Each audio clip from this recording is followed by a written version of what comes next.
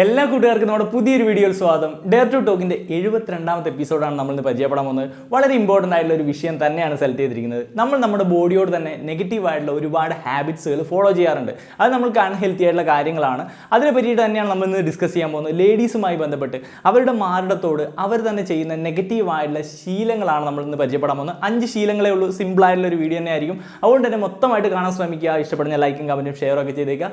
അതുപോലെ തന്നെ സബ്സ്ക്രൈബ് ചെയ്ത് വെക്കുന്നതിനെ പറ്റിയൊന്ന് ആലോചിച്ചേക്കുക എന്നുള്ളതാണ്. അപ്പോൾ നമ്മുടെ ഫസ്റ്റ് പോയിന്റ് എന്താണെന്ന് വെച്ച് കഴിഞ്ഞാൽ റോങ് സൈസ് ആയിട്ടുള്ള ബ്രാ ധരിക്കുക എന്നുള്ളതാണ്. റോങ് സൈസ് ആയിട്ടുള്ള ബ്രാ എന്ന് പറയുമ്പോൾ 2 രീതിയിൽ, ഒന്ന് ടൈറ്റ് ആയിരിക്കും അല്ലെങ്കിൽ ലൂസ് ആയിരിക്കും. ടൈറ്റ് എന്ന് പറയുമ്പോൾ സംഭവിക്കുന്ന കാര്യം എന്ന് വെച്ചാൽ ടൈറ്റ് ആയിട്ടുള്ള ബ്രാ അല്ലെങ്കിൽ റോങ് സൈസ് ആയിട്ടുള്ള ടൈറ്റ് ആയിട്ടുള്ള ബ്രാ ധരിക്കുമ്പോൾ ആ ഒരു ബ്രസ്റ്റിലെ അല്ലെങ്കിൽ സ്ഥലങ്ങളിലെ ബ്ലഡ് സർക്കുലേഷൻ അല്ലെങ്കിൽ ആ മാറിടത്തിലുള്ള ബ്ലഡ് സർക്കുലേഷൻ അത് തീർച്ചയായിട്ടും ബാധിക്കുന്നുള്ളതാണ്. സോ അതുകൊണ്ട് തന്നെ ടൈറ്റ് ആയിട്ടുള്ള ബ്രാ ധരിക്കാതിരിക്കുക എന്നുള്ളതാണ്. ലൂസ് ആയിട്ടുള്ള ബ്രാ ധരിക്കുമ്പോൾ ഉണ്ടാകുന്ന പ്രശ്നം എന്താണെന്ന് വെച്ച് കഴിഞ്ഞാൽ ഇത് സ്കിന്നുമായിട്ട് കോൺടാക്ട് ചെയ്യുമ്പോൾ അവിടെ ഒരു ഫ്രിക്ഷൻ രൂപപ്പെടുകയും അവിടെ റാഷസുകൾ, ചെറിയ ചെറിയ ഇറിറ്റേഷൻസ് കാര്യങ്ങളൊക്കെ ഉണ്ടാവാനുള്ള സാധ്യതകൾ വളരെ കൂടുതലാണ്. അതുകൊണ്ട് തന്നെ റോങ് സൈസ് ആയിട്ടുള്ള ബ്രാ അവോയ്ഡ് ചെയ്യുന്നതാണ് ഏറ്റവും നല്ലതെന്നുള്ളതാണ്. കറക്റ്റ് ആയിട്ടുള്ള ബ്രാ കണ്ടെത്തുക, അതിനനുസരിച്ച് അത് യൂസ് ചെയ്യാൻ ശ്രമിക്കുക എന്നുള്ളതാണ്. അതിപ്പോൾ എങ്ങനെ കറക്റ്റ് ആയിട്ടുള്ളത് കണ്ടെത്താമെന്ന് വെച്ച് കഴിഞ്ഞാൽ ഒരുപാട് വീഡിയോസുകൾ മലയാളത്തിൽ തന്നെ ലഭ്യമാണ്. അതൊക്കെ കണ്ടിട്ട് കറക്റ്റ് ആയിട്ടുള്ള ബ്രാ സൈസ് കണ്ടെത്തുക, എന്നിട്ട് യൂസ് ചെയ്യാൻ ശ്രമിക്കുക എന്നുള്ളതാണ്. നമ്മുടെ സെക്കൻഡ് പോയിന്റ് എന്ന് വെച്ച് കഴിഞ്ഞാൽ സ്റ്റിക്കി ആയിട്ടുള്ള ബ്രാ. സ്റ്റിക്കി ആയിട്ടുള്ള ബ്രാ അല്ലെങ്കിൽ മാസ്കിംഗ് ടേപ്പ് അല്ലെങ്കിൽ ബോഡി ടേപ്പ് എന്നൊക്കെ പറയാൻ പറ്റും. സ്റ്റിക്കി ഒട്ടിച്ച് വെക്കുന്ന രീതിയിലുള്ള ബ്രാ ഉണ്ട്. അപ്പോൾ അതിന് ഗ്ലൂ അല്ലെങ്കിൽ കെമിക്കൽസ് ഒക്കെ ഉണ്ടാവും. അതേപോലെ തന്നെ ചില ടേപ്പുകളൊക്കെ ഈ ബ്രസ്റ്റിനെ മാസ്ക് ചെയ്യുന്ന രീതിയിൽ ബോഡി ടേപ്പ് എന്നൊക്കെ പറയാൻ പറ്റും, അല്ലെങ്കിൽ മാസ്കിംഗ് ടേപ്പ് എന്നൊക്കെ പറയാൻ പറ്റും. സോ അങ്ങനെയുള്ള ടേപ്പുകൾ യൂസ് ചെയ്യുമ്പോൾ അതിനെല്ലാം പശയുണ്ട് അല്ലെങ്കിൽ കെമിക്കൽസ് ഉണ്ട്. സോ കുറേ സമയം ഇതിങ്ങനെ സ്കിന്നുമായിട്ട് കോൺടാക്ട് ചെയ്തിരിക്കുമ്പോൾ ഉറപ്പായിട്ടും അത് അൺഹെൽത്തി ആയിട്ടുള്ള ഒരു കാര്യം തന്നെയാണ്. അതുകൊണ്ട് അങ്ങനെയുള്ള കാര്യങ്ങൾ സ്റ്റിക്കി ആയിട്ടുള്ള ബ്രാ അല്ലെങ്കിൽ ഇങ്ങനെ ഗ്ലൂ അല്ലെങ്കിൽ കെമിക്കൽസ് ഉള്ള രീതിയിലുള്ള സംഭവങ്ങൾ, ടേപ്പുകൾ, കാര്യങ്ങളൊക്കെ യൂസ് ചെയ്യാതിരിക്കുന്നതാണ് ഏറ്റവും നല്ലൊരു കാര്യം എന്നുള്ളത്. ഇനി നമ്മുടെ മൂന്നാമത്തെ പോയിന്റ് എന്താണെന്ന് വെച്ച് കഴിഞ്ഞാൽ ഈ ഒരു ബ്രസ്റ്റിൻ്റെ ആ ഒരു ഏരിയ, അവിടുത്തെ സ്കിന്ന് ഡ്രൈ ആയിട്ടിരിക്കുക എന്നുള്ളതാണ്. ഇത് ചൊറിച്ചിൽ കാര്യങ്ങൾ, ഇറിറ്റേഷൻസ് കാര്യങ്ങൾ, അങ്ങനെ ഇച്ചിങ് ഫീലിംഗ് ഒക്കെ ഉണ്ടാവാനുള്ള സാധ്യതകൾ വളരെ കൂടുതലാണ്. അതുകൊണ്ട് തന്നെ നിങ്ങൾക്ക് ചെയ്യാൻ പറ്റുന്ന ഒരു കാര്യം എന്നുള്ളത് ലോഷൻസുകൾ, ഇപ്പം മിൽഡ് ആയിട്ടുള്ള ലോഷൻസുകൾ, UV പ്രൊട്ടക്റ്റഡ് ആയിട്ടുള്ള ലോഷൻസ്, ഓയിൽസ്, ഇങ്ങനെയുള്ള കാര്യങ്ങൾ യൂസ് ചെയ്യാം.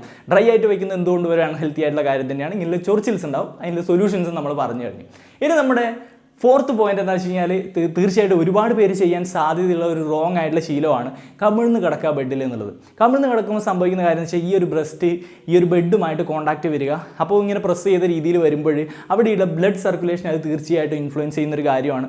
ബ്ലഡ് സർക്കുലേഷൻ പ്രോപ്പറായിട്ട്, ആ ഒരു ബ്ലഡ് ഫ്ലോ പ്രോപ്പറായിട്ട് നടക്കത്തില്ല. അതുകൊണ്ട് തന്നെ കമിഴ്ന്ന് കിടക്കുന്ന ശീലം ഒഴിവാക്കുക. അതേപോലെ മറ്റൊരു കാര്യം എന്ന് വെച്ച് കഴിഞ്ഞാൽ ഇങ്ങനെ കിടക്കുമ്പോൾ ലോങ് ടേമിൽ ആ ബ്രസ്റ്റിൻ്റെ ഷേപ്പിൽ ഡിഫോമിറ്റി ഉണ്ടാവാനുള്ള സാധ്യതയുണ്ട്, അല്ലെങ്കിൽ അതിൻ്റെ ഷേപ്പിലൊരു വേരിയേഷൻ വരുന്നതായിട്ട് ലോങ് ടേമിൽ കാണാനുള്ള സാധ്യതകളുണ്ട്. സോ അതുകൊണ്ട് തന്നെ കമിഴ്ന്ന് കിടക്കുന്ന ശീലം അവോയ്ഡ് ചെയ്യുന്നത് നല്ലത്. ഒരുപാട് പേര് ഇത്തരത്തിൽ കിടക്കുന്നുണ്ടാവും എന്നുള്ളതാണ് സത്യമായിട്ടുള്ള കാര്യം.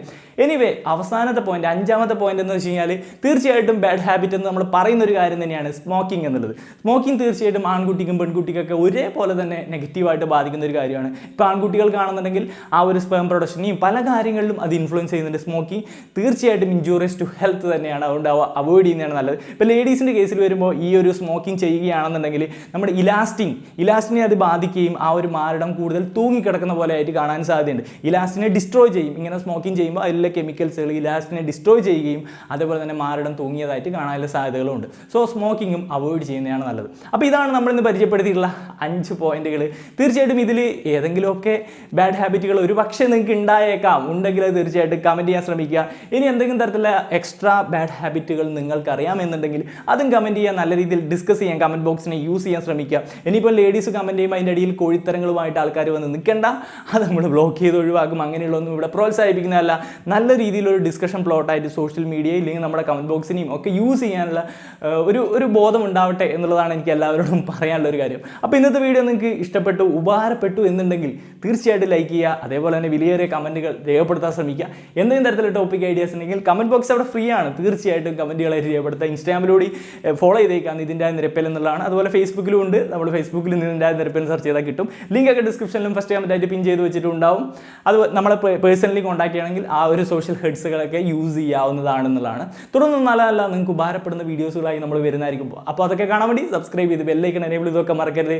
അപ്പം ഞാൻ നിർത്തുന്നു. മറ്റൊരു വീഡിയോയിൽ വീണ്ടും കാണാൻ പറ്റുന്ന പ്രതീക്ഷയോടെ. It's me Nithin Raj. ടാറ്റാ.